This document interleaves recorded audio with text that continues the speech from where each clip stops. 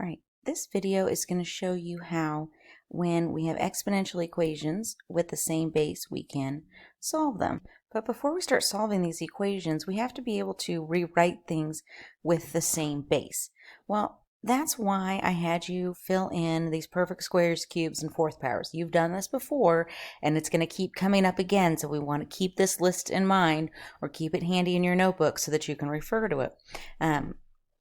But once we recognize these squares and cubes and fourth powers, this will help us rewrite things to the same base. Well, 5 is not on this list. So the only way I can rewrite 5 is 5 to the first. Okay? Is there some way I can rewrite 25 that has a base of 5? Well, if I look over here, 25 is up top and it's 5 squared. So I'm going to rewrite it as 5 squared. Now I have written those numbers with the same base. Now, why we're doing that is going to be important in just a minute.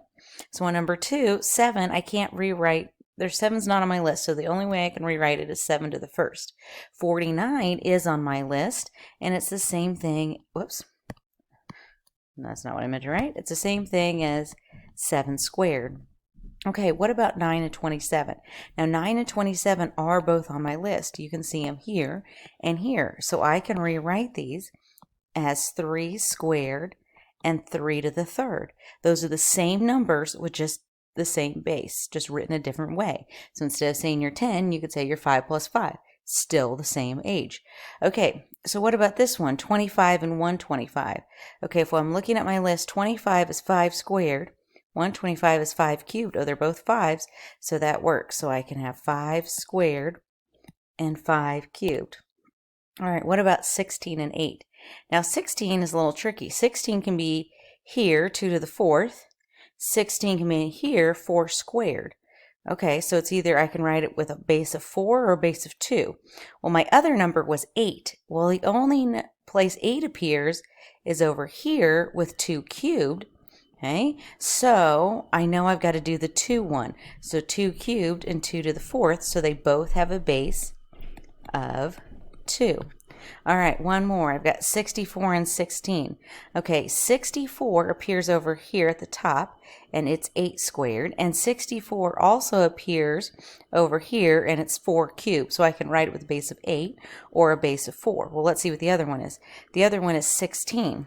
16 I can write as a base of 2 or a base of 4. Well, the one they have in common is 4, so I can rewrite this as 4 squared and 4 cubed. So when we are solving these exponential equations, if we can get them so that they have the same base, then we can solve them.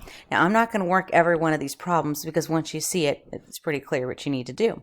So on example 1, they both have the same base. They both have a base of 5.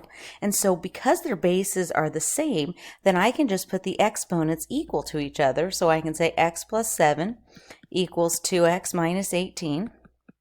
Solve for x from both sides, so I get 7 equals x minus 18. Add 18 to both sides, and so I get x equals 25, and that's it. Same thing on example 2. I just set 3x minus 1 equal to x plus 9, and then I can solve, and I can do that because they both have the same base. So let's see what happens on the next one. This time, they don't have the same base, so I can't set them equal to each other. So I need to rewrite them as having the same base. Well, 3 is not on my list, so I'm not going to be able to change that. So that's going to be 3 to the first times x minus 4 equals, and 9 I can rewrite as 3 squared times 2x plus 1.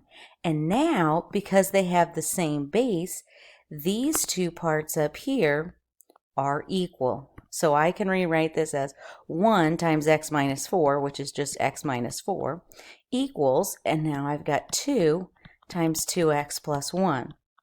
So I'm going to have to distribute. So I have x minus 4 equals 4x plus 2. I'm going to subtract x from both sides, and I'm going to subtract 2. We're going to do this all at once. So I get negative 6 equals 3x. Divide by 3, and x equals negative 2. All right, so let's try one more of these, or maybe 2 more. So if I'm looking at number 5, these two do not have the same base. Well, for 9, 9 I can write as 3 squared, and 27 I can write as 3 cubed.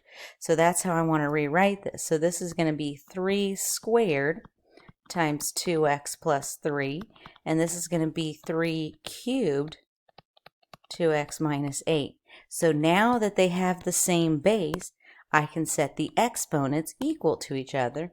So it's going to be 2 times 2x plus 3 equals 3 times 2x minus 8. So now we can distribute on both sides. So I get 4x plus 6 equals 6x minus 24. I'm going to subtract 4x to both sides and add 24 to both sides. And that gives me 30 equals 2x. I divide by 2, and x is 15. All right, let's do one more. What about 4 and 8? Okay, we'll do this one over here to the right. Well, 4 is really 2 squared, so I have 2 times x plus 9. And 8 is really 2 cubed, so I have 2 times 3 times 2x minus 5. And now that I've got the same base, now I can set their exponents equal to each other. So I have 2 times x plus 9 equals 3 times 2x minus 5. So I'm going to distribute, and I get 2x plus 18 equals 6x minus 15. I'm going to subtract 2x from both sides. So I get 18 equals 4x minus 15. Oh, I could have done this in one line. I didn't need to keep rewriting it, but that's okay. So I get 4x equals, what would that be, 33? Okay, this won't come out evenly. That's okay. Just leave it as a fraction. 33/4. As long as it's reduced, it can be improper. That's it.